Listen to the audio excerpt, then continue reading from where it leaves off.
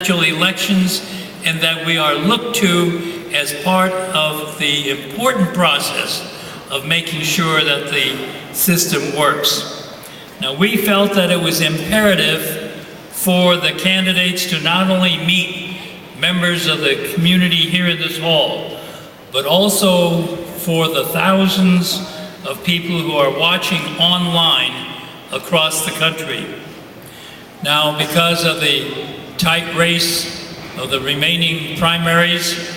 we've had the candidates not able to be here in person, but we will hear from all of them. So again, they will be answering questions that have been posed by members of our community, and it is important that these candidates work and partner with our community on issues that we all care about, and all of you know what they are. Things like affordable housing, care, quality health care,